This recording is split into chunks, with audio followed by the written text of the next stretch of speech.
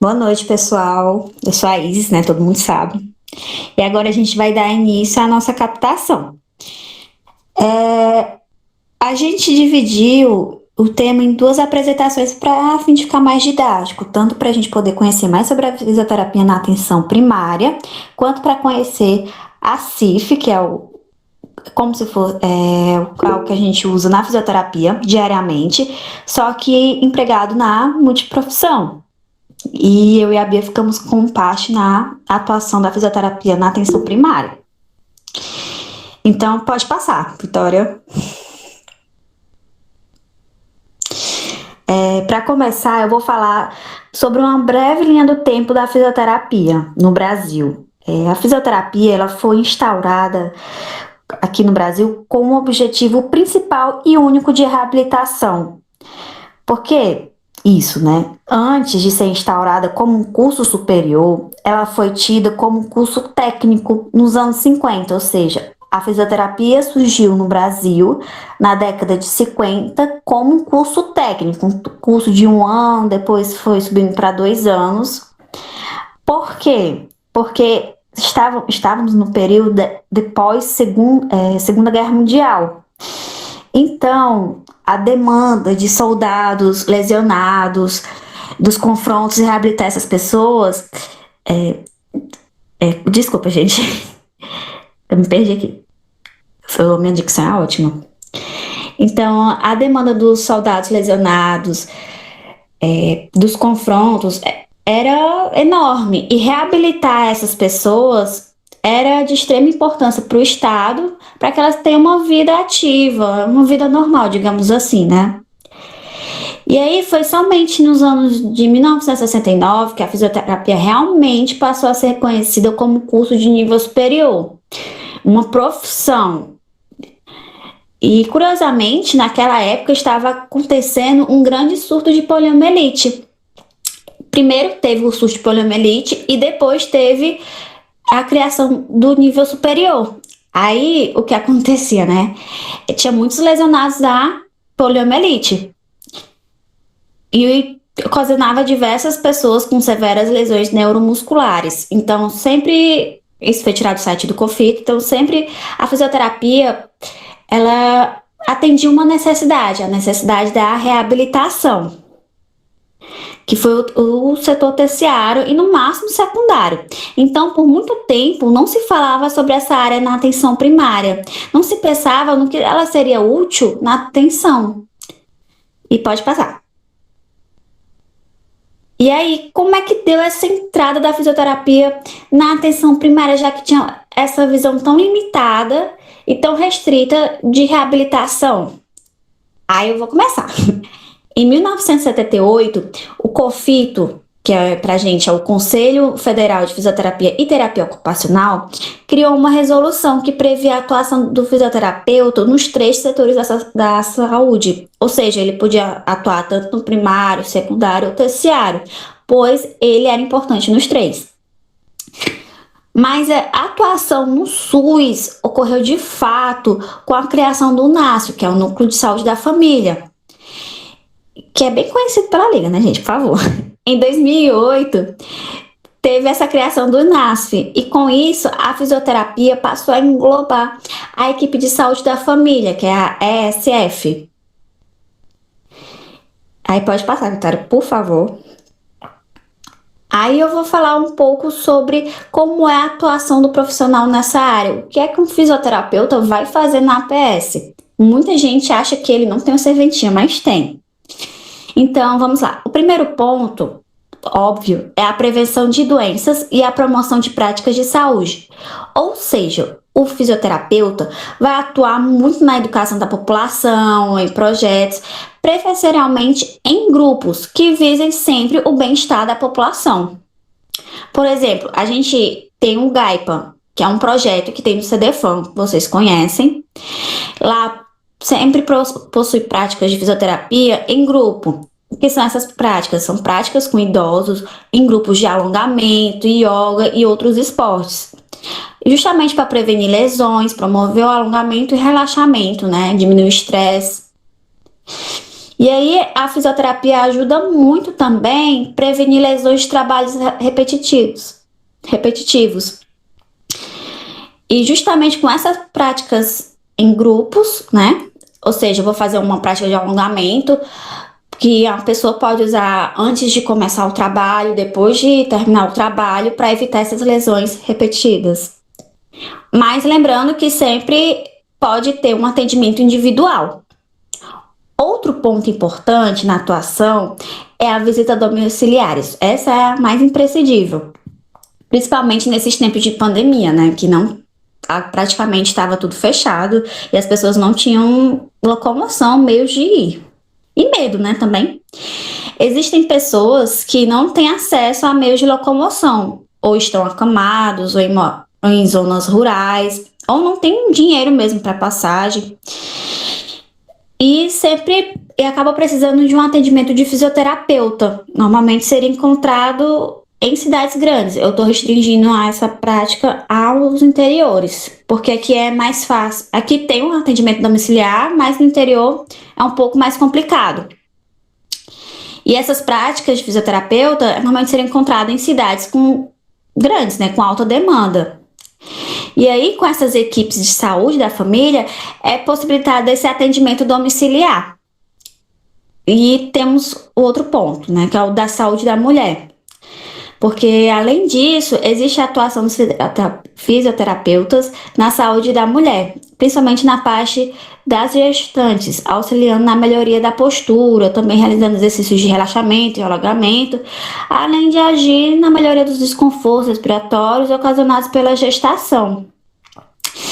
E a profissão também vai atuar na prevenção de lobagias, promover práticas como aleitamento materno, grupos de apoio de gestante, os quais elas podem compartilhar dicas, dúvidas, inseguranças, como forma de criar uma rede de apoio para essas mulheres. Então, eu estou sempre falando da prática do fisioterapeuta em grupo, a importância dela. E meu último ponto é a saúde do idoso, né? A atenção primária. Porque o fisioterapeuta age prevenindo quedas devido a fraquezas musculares e lesões por doenças crônicas ou outros, né? E ele acaba atuando também na orientação dos cuidadores desse idoso para prevenir problemas. Ou seja, eu vou orientar um idoso, eu vou fazer umas sessões de relaxamento, alongamento, olhando se ele tem escara, alguma lesão por pressão, e vou orientar os cuidadores dele, ou os parentes, ou a pessoa mais próxima que tem acesso ao cuidado desse idoso, a poder prevenir esses problemas. E, como saúde do idoso, eu mencionei anteriormente o Gaipa, né? Que ele é ótimo. Que ele oferta capacitação aos idosos, sessões de yoga e outra prática. E meu último ponto é que são diversas atuações do fisioterapeuta como membro da atenção primária, nessa atuação do âmbito comunitário, incentivando sempre a participação da população, ou seja, o fisioterapeuta sempre vai criar campanhas, diabetes, hanseníase, tudo que tiver demanda no núcleo da saúde da família, o fisioterapeuta pode estar agindo, sempre promovendo práticas em grupo, atendimento individual. E é isso. Desculpa, gente, a dicção de centavos, viu? É porque eu sou péssima para apresentar. Aí agora a Ana Beatriz vai falar. Boa noite, gente. Então, dando continuidade, né, ao que a Isis falou, como a gente pode ver, a atuação fisioterapêutica ela não se restringe somente àquele campo curativo, né, aquele campo de reabilitação, voltado mais para a atenção terciária, mas também tem um papel muito importante na atenção primária, com ações de prevenção, ações de educação e saúde, além também, como a Isis mencionou, da intervenção domiciliar, que vai proporcionar uma melhor qualidade de vida para aqueles pacientes que não podem se dirigir até uma unidade de saúde, né? É importante também destacar que o fisioterapeuta ele tem ação integral em todos os momentos do ciclo de vida desses indivíduos. E para isso, ele deve atuar de uma maneira integrada a equipe das unidades básicas de saúde, né? Para conhecer as principais queixas, para conhecer as principais demandas daquela população.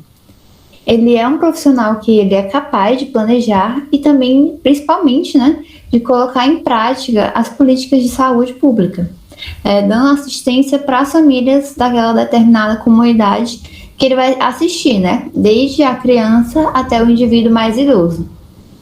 Na população gestante, podem ser realizados grupos de gestantes, onde nesses grupos podem ser trabalhadas diversas temáticas, né, como a Isis falou, como orientações posturais voltadas para aquele momento de vida, como ela falou nessa fase. Uma das mudanças que ocorrem é a mudança do centro de gravidade daquela mulher, devido ao crescimento e ao peso mesmo daquela barriga, que muitas vezes, na grande maioria das vezes, gera um caso muito grave de lombalgia, né? Um caso que aquela mulher vai representar muita dor.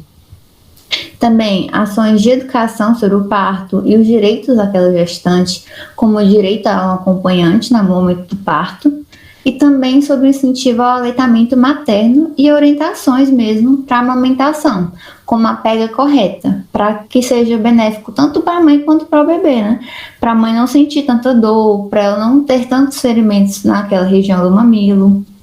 Em relação aos bebês e crianças, um ponto muito forte de ação do fisioterapeuta é o acompanhamento do desenvolvimento neuropsicomotor, com a detecção precoce, né, de algum atraso, orientações para os responsáveis, pai, mãe, avó, enfim, para qualquer pessoa que for cuidar daquela criança, para o estímulo do desenvolvimento, né? O que aquela pessoa pode fazer, ou até mesmo em um posicionamento qualquer, que vai estimular aquela criança, né?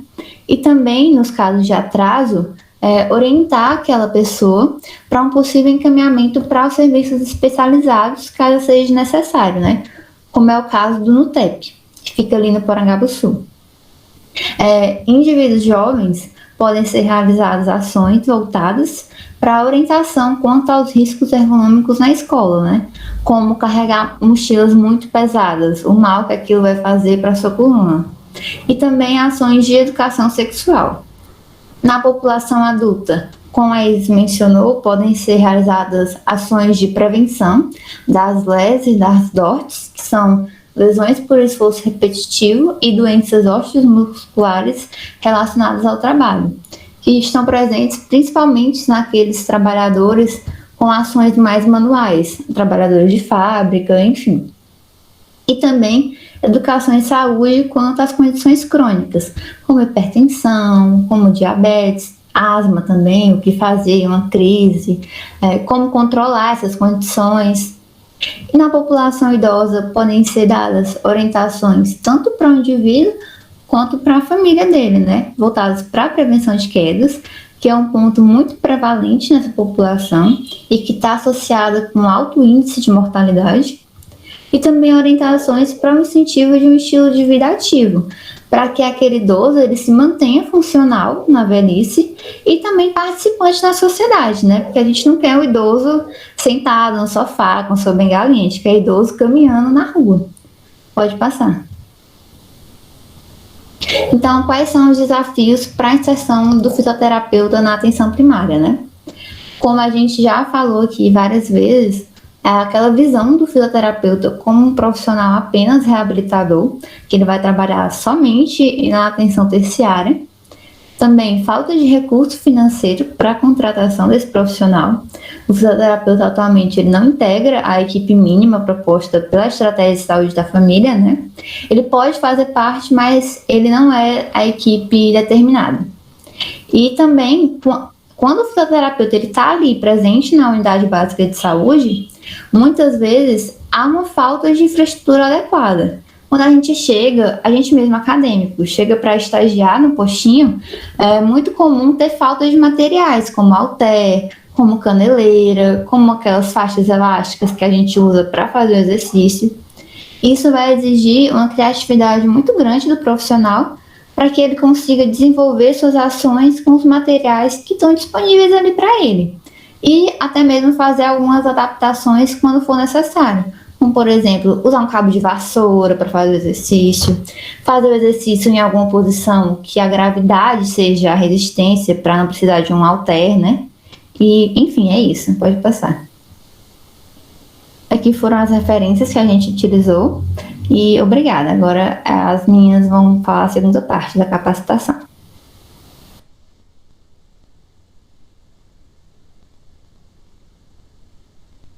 Boa noite. Calma aí que eu tô me ouvindo.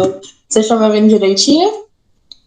Sim, Vitória, tá ótimo. Certo. Eu vou falar um pouco sobre a CIF, a Classificação Internacional de Funcionalidade e Incapacidade, em uma visão multiprofissional. E a gente da fisioterapia, a gente utiliza a CIF basicamente todos os dias, todas as aulas. E na prática clínica, né? E aí eu faço parte do GAIPA, que a Isis falou anteriormente. Sigam o GAIPA no Instagram, gaipa.ufc. E a gente estava tendo uma capacitação de CIP e os outros profissionais da saúde, porque lá é multidisciplinar também, não conheciam tão profundamente como a gente vê na fisioterapia. E aí eu achei interessante trazer essa temática para cá, porque a gente é uma liga multidisciplinar e a CIF foi proposta para ser uma classificação que abrangesse o indivíduo como um todo e sistematizasse uma linguagem universal para as áreas da saúde. E aí, aqui a gente tem a capa do livro, né, da Classificação Internacional de Funcionalidade e Capacidade de Saúde. E, basicamente, como eu falei, ela é um modelo que veio para organizar e documentar as informações sobre funcionalidade e incapacidade. E ela se baseia, basicamente, no modelo biopsicossocial, que vai contra aquele princípio biomédico de que o paciente é apenas o CID-10, no caso agora a CID-11 dele, né? A condição de saúde, a doença. E aí a CIF, ela vem para oferecer essa linguagem padronizada e uma base para a gente definir e mensurar a incapacidade. Ela, obviamente, fornece classificações e códigos, mas a gente não vai entrar nisso porque a gente quer ter uma ideia geral e conversar com a mesma linguagem em todas as áreas da saúde. E aqui tem basicamente para que a CIF foi preconizada, né?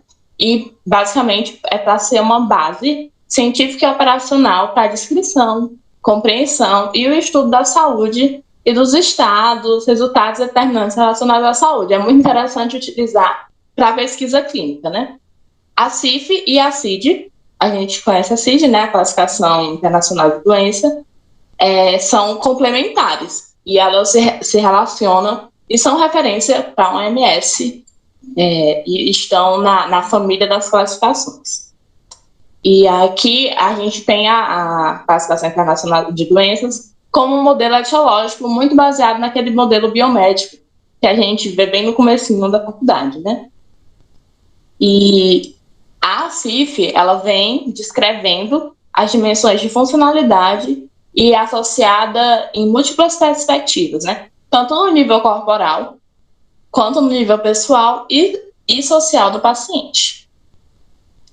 Aqui eu trouxe dois conceitos, né, para a gente saber do que está falando ali quando diz Classificação Internacional de Funcionalidade e Incapacidade. Aqui são dois termos genéricos, mas é basicamente, funcionalidade é um termo genérico para funções do corpo, estrutura e as atividades de participação. E ela indica tudo de positivo da interação entre o indivíduo com uma condição de saúde e os seus fatores contextuais, que são os ambientais e os pessoais. E a incapacidade é um termo genérico que envolve tudo isso, as deficiências e limitações das atividades e restrições de participação, e indica os aspectos negativos dessa interação, né, do indivíduo com os seus fatores contextuais. E aqui tem basicamente como que a CIF vai se organizar. A CIF, ela coloca a pessoa em um contexto funcional e de incapacidade que vão resultar, né, a interação desses dois fatores vão resultar na condição de saúde da pessoa e do seu ambiente. E aqui a gente tem basicamente dois blocos, né? O bloco de funcionalidade e incapacidade, que vai trabalhar a gente vai estudar e nomear as funções e estrutura do corpo, as atividades e participação acometidas, e o segundo bloco, que vai analisar os fatores contextuais, tanto os ambientais quanto os pessoais. Aqui a gente tem aquele fluxograma, que eu não sei se todo mundo já é familiarizado, a gente dá fisioterapia vez em toda aula, como eu disse. E tá, vamos por partes. Aqui é muito importante a gente prestar atenção nessas setinhas, né? Que elas se relacionam, tudo se relaciona com tudo. E vem basicamente da visão de que a gente vai ver o paciente não baseado nessa condição de saúde, mas nele com todos esses aspectos unidos. E aí isso vai se relacionar de forma complexa e dinâmica. E muitas vezes é imprescindível em todas essas entidades. Então a gente não pode analisar apenas a condição de saúde, que aqui vai ser a classificação internacional de doença, né? A gente não pode só ver qual é a função e a estrutura do corpo que está danificada, ou danificada é uma palavra bem errada para isso, mas que está prejudicada ou funcionando fora do seu estado normal. A gente não pode ver só os fatores ambientais ou pessoais, a gente tem que ver isso de forma interligada e tudo se complementando. Aqui eu vou passar para falar um pouco sobre cada uma dessas entidades, né, desses fatores que a gente vai analisar. Aqui a gente vai ter a condição de saúde, que é normalmente o que está naquele modelo biomédico, em que é o termo genérico para as doenças, né? Distúrbios, lesões, traumatismo, e que é classificado com uma classificação complementar, né? Eu já falei anteriormente, que é a CID-10. E aqui é o começo desse fluxograma, né? A gente pode chamar assim. A gente vai ter as estruturas do corpo, que são as partes estruturais ou anatômicas do corpo, e é classificado de acordo com os sistemas corporais. A gente vai ter as funções do corpo, que são as funções fisiológicas dos sistemas corporais, incluindo as funções psicológicas, isso é muito importante, porque traz o pessoal da psicologia também para ter essa linguagem universal. Aqui a gente vai ter outro fator, que são as atividades, né? Que é a execução de uma tarefa ou ação por um indivíduo. Ela representa a sua perspectiva individual. Um indivíduo que consegue fazer uma tarefa sozinho. Ele consegue os fatores de higiene, os fatores de locomoção, ele consegue caminhar, ele consegue fazer transferência. Isso eu estou falando muito da física, mas cada área consegue pensar um determinado fator que entra aqui, né? O paciente consegue tomar uma decisão só, o pessoal da psicologia, cada área consegue pensar mais ou menos. O paciente consegue, digamos, avaliar se a sua saúde bucal está boa. É atividade, é algo que ele faz consigo mesmo, né? Uma perspectiva individual. E a gente tem um fator muito importante que é a participação, que é o envolvimento desse indivíduo na situação de vida real diária, né? Como que a doença dele, ou a lesão, distúrbio, etc., vai estar interferindo na participação dele, né? Representa uma perspectiva social. Como que um paciente diabético ou um paciente... Exemplos diversos. Como que aquela condição vai estar afetando as atividades dele, de maneira individual, a participação social dele, porque muitas vezes um paciente com comprometimento, ele vai ter uma participação num evento da igreja, na participação familiar, um idoso pós-queda, por exemplo, ele não vai conseguir mais brincar com os netos, e isso envolve fatores diversos, né? E os fatores contextuais, que vão representar o histórico completo da vida e do estilo de vida do paciente. Pode ser tanto ambiental quanto pessoal. Dos fatores ambientais, a gente tem se a casa dele é adaptada, se ele... deixa eu pensar em um exemplo. Se ele tem meio de transporte para ir à unidade básica de saúde. Nos fatores pessoais, se ele está motivado no tratamento, se ele vê uma melhora nele. tanto os fatores psicológicos estão nos fatores contextuais pessoais. E aqui tem basicamente por que a gente deve usar a CIF, né? Por que é tão importante a gente ter uma linguagem única? E a CIF é um padrão mundial que vem para conceitualizar tudo isso, e ela foi acordada pela Assembleia Mundial da Saúde em 2001. E aí, muitas políticas são baseadas na CIF, né? Porque ela vem para oferecer, exatamente como eu disse anteriormente, um quadro e modelo que vai auxiliar tanto os planejamentos de ações comunitárias como a comunicação dessas ações. E ela vem para fornecer uma linguagem e termos, conceitos comuns, né? Aqui eu não entrei muito na parte dos termos, nos códigos, porque não é para ser uma aula aprofundada. É para a gente conhecer e depois, com o tempo, abrir o livrinho e ver lá e procurar algo que se encaixe na sua área, é o código e tal. Não que a gente vá precisar de todos os códigos na ponta da língua, mas é algo que é interessante a gente observar. O paciente tem isso, onde é que eu consigo encaixar determinado fator, né? E quando a gente vai ter uma linguagem universal, os processos se tornam mais eficientes, né? Porque todas as pessoas baseiam suas abordagens e conseguem comunicá-las facilmente. E também porque a CIF, principalmente para a base de pesquisa, ela vem para oferecer essa estrutura organizada de dados, né? E é uma compreensão nacional e internacional coerente em relação à funcionalidade e à capacidade do paciente. Agora eu vou passar a palavra para a perfeita da Letícia. Oi, gente. Boa noite. Eu tô meio rouca, mas qualquer coisa vocês falam se tá dando errado ou alguma coisa. Como a Vitória falou, né, ela explicou mais o que é a CIF, né, mas como tanto eu, né, pensando, né, a gente tem aula toda hora sobre a CIF, mas a gente tem a aula e a gente entende a CIF sobre um aspecto fisioterapêutico, não no aspecto como eu vou usar isso na equipe multiprofissional, como é que eu vou juntar isso com outras pessoas. E a CIF é um modelo. Não necessariamente a gente tem que, pelo menos a gente, né, a gente não usa tanto questão de códigos, isso, porque a CIF é algo mais para expandir a nossa visão sobre o paciente, porque ela é focada nele. Tanto não, a estrutura e a lesão são às vezes as coisas que a gente menos vai ver, ou então a condição de saúde. A gente vai focar o quê? Na funcionalidade dele, no que ele consegue e o que ele não consegue fazer, o que o ambiente permite ele fazer, por exemplo, fatores ambientais, como, sei lá, um exemplo de fator ambiental, o ônibus. O paciente, do jeito que ele está, ele consegue subir um ônibus? Um paciente que teve AVC, ele consegue subir o ônibus sozinho? Não, ele não consegue. Sei lá, a gente dá uma cadeira de roda, que é outro fator ambiental, e ele vai conseguir subir no ônibus, entendeu? Então é todo um contexto para a gente focar no paciente, entender. E isso no aspecto multiprofissional é melhor ainda, porque cada área, cada profissional vai poder ver o paciente, a CIF vai focar na sua área, conforme o paciente, o que ele tem, o que ele precisa e o que mais vê.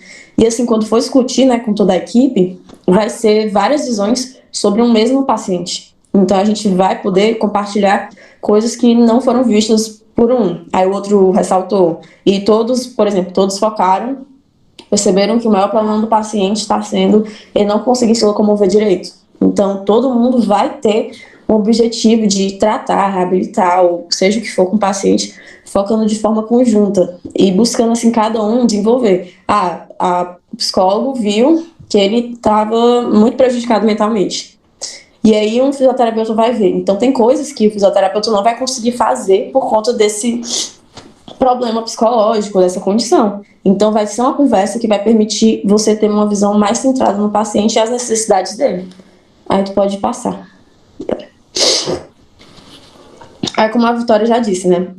A CIF, a gente tenta mais entender o conceito dela, mas a CIF vai ter uma linguagem, né? Para permitir que os profissionais comuniquem no dia a dia, fatores burocráticos, enfim.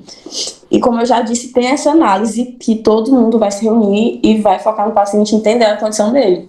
Entender sobre a óptica de outros profissionais, entender como a gente pode auxiliar o outro profissional a ajudar na função, na funcionalidade, nos aspectos pessoais, individuais, e todo mundo em conjunto focar realmente na melhora do paciente. E ela tem uma atuação, né, com a população vulnerável, por quê? Porque a CIF, ela vai ver o paciente não só como, ele é mais um paciente que chegou aqui, eu vou passar, ver ele passa por mim, ele é o número tal da CID e foi embora. Não. A gente vai ter conseguir ver a vulnerabilidade da população, porque não adianta eu, como fisioterapeuta, ou alguém como médico, passar uma prescrição e o paciente, a gente passou lá, diz que tem que tomar tal remédio, tem que fazer tantas sessões de fisioterapia, e é isso, mas e as condições dele? E se o paciente não se sentir bem naquele contexto? Se o paciente, por exemplo, tiver medo de ir para um dentista, como é que funciona? A gente não pode simplesmente tratar o paciente só pela condição dele. Então, aí vem todo esse contexto de analisar o paciente, entender as dificuldades dele, entender as vulnerabilidades dele. Existem inúmeras pessoas em situação de vulnerabilidade, então a gente tem que se moldar a eles. A gente está muito acostumado a querer moldar o paciente para o nosso tratamento. Ou então porque tem que fazer tal operação. E não é assim, a gente sabe que é muito difícil, né? Então, às vezes, a gente vai ter que ver a vulnerabilidade do paciente, o contexto ambiental dele, os fatores pessoais, para, assim, entender até onde a gente pode ir. Porque, às vezes, a gente não vai conseguir arcar com tudo e, assim, passar para outro profissional. Ou então, em juntos, os dois profissionais pensarem na melhor forma, se um não vai. E, além disso, como já engloba, né? Vai ter essa compreensão das necessidades do indivíduo, da forma mais minuciosa. Eita, que tá bom a gramática. Da melhor forma possível. Tu pode passar, Vitória. Esse artigo, né, ele fala sobre a CIF no Brasil, né? Ele é de 2012, mas já em 2012 a gente via que o que acontece. A CIF faz tempo que ela tá aí, né? Então, e muitos profissionais ainda não têm conhecimento. E esse artigo fala que a CIF, ela pode sim muito complementar o fator de análise e diagnóstico e todo o processo de encontrar com o paciente, se ela fosse mais utilizada, se os profissionais tivessem a capacidade de utilizar ela da melhor forma possível, e não só como um meio burocrático de preencher um número numa ficha. Então, a gente precisa de uma maior educação, né, dos profissionais em relação à CIF, porque ela vai reforçar, né, a importância do paciente como um ser humano mesmo, e todos os seus aspectos necessários. E, além disso, a CIF, ela vai otimizar muito o tempo da equipe. Porque, por exemplo, tem algo que eu não vi. Aí eu preciso, por exemplo, meu paciente está com algum tipo, sei lá, de câncer, alguma coisa assim. E aí, ou ele está com algum problema psicológico, de ansiedade ou depressão. E existem coisas que eu não posso fazer com ele enquanto ele está naquela condição. Então, toda a equipe vem, conversa comigo. Então, eu já vou saber onde direcionar. Não, eu não posso fazer isso com ele. Ou então, meu paciente tem problema, sei lá, algum problema dentário que vai uma infecção, e aí eu não sei, porque muitas vezes a gente está lá no fisioterapeuta, a gente não vai perguntar como é que você está na sua saúde bucal, ou alguma coisa do tipo. Então o profissional vem, conversa com a gente e já otimiza o tempo de saber até onde vai, os limites que tem, o que cada um entendeu, e todo o processo de análise do contexto para poder fazer o melhor possível para ele. Até porque a gente sabe que a equipe de saúde, principalmente em saúde da família, ela não tem um acompanhamento só, eu vi um paciente uma vez, vou. Não, é uma equipe de saúde da família. Então, principalmente, a gente tem que ter o contexto entender, né, o contexto que o paciente se insere. A família dele, como é que faz todo o acompanhamento e inclui a mãe, o pai, como é que a gente chama eles para vir todo mundo, como é que a gente leva eles para a educação em saúde, por que ele não vai, por que ele deixou de ir. Foi mal, gente. Então, a gente tem que ter essa comunicação e, além de ela agilizar, né, os processos, ela vai ser muito mais eficiente do que eu simplesmente, cada um atende individualmente, cada um vê ali só o paciente uma vez, fulano tem tal coisa, já corrigi, vai. Não, a gente vai entender o paciente como sendo uma pessoa nos seus aspectos contextuais e na sua vida diária. Pode passar, Vitória. Aí um exemplo de como a gente, pelo menos, né, pelo menos eu, as meninas, eu acho, a gente está acostumada a ver a CIF, né? Por exemplo, se um adolescente de 14 anos sofreu um AVC, aí como é que seria a gente analisando a CIF? Esses fatores de capacidade e incapacidade. Tem a estrutura e função, né? O que é a estrutura dela, anatômica, foi lesionada? Qual foi o problema? Ela teve, sei lá, uma afasia de Broca, alguma coisa do tipo. Então, qual é a função que foi comprometida por isso, entendeu? A nossa paciente apresenta déficit de função para estabilidade. Ela tem instabilidade postural. Então, a função comprometida dela é a instabilidade. E ela tem problema de força também, de um lado do hemisfério direito. como é que a função advinda desse problema estrutural interfere na atividade de participação da paciente. Ela, por exemplo, passou a ter dificuldade cognitiva, dificuldade de aprendizado. Ela tem agora problema de autoestima também. Ela não consegue. Ela tem limitação na comunicação, na mobilidade. Ela não consegue ter o cuidado pessoal eficiente. A vida dela doméstica não tem, a vida comunitária não está tendo. Ela não tem atividade de lazer. Então a gente vê a função, a estrutura que aconteceu, vê a função, como interferiu na atividade de participação, porque o que a gente quer? A gente quer que essa pessoa esteja uma vida ativa, que ela seja funcional, que ela consiga ir encontrar os pais para um churrasco. Como ela vai fazer isso se ela está com problemas de mobilidade? Se ela não consegue se comunicar com as pessoas? Ela está com problemas de comunicação, vamos ver questão de fonoaudiólogo. Ou então foi algum trauma. Ela tem algum, sei lá, estresse pós-traumático. Então a gente vai ver o quê? A gente vai ver um fonoaudiólogo, ou então ver um psicólogo, e junta todo mundo para ter essa análise do porquê o que foi acontecer com essa funcionalidade dela, como é que parou, como é que a gente vai reverter isso para ela ser uma pessoa ativa no contexto da saúde da sociedade, né? Aí os fatores pessoais que eu não botei aqui, mas são o quê? Tipo, é o contexto dela, ela é uma adolescente, ela tem 14 anos, ela, com a atividade que ela faz, ela estuda, se ela é tabagista, faz uso de drogas, alguma coisa do tipo. São os fatores pessoais, são as características que a gente vem dela. É a parte da anamnese que a gente tem os dados pessoais. E os fatores ambientais, né? São aqueles que podem ter barreiras e podem ter facilitadores. Facilitadores como o quê? Paciente remédios são fatores ambientais.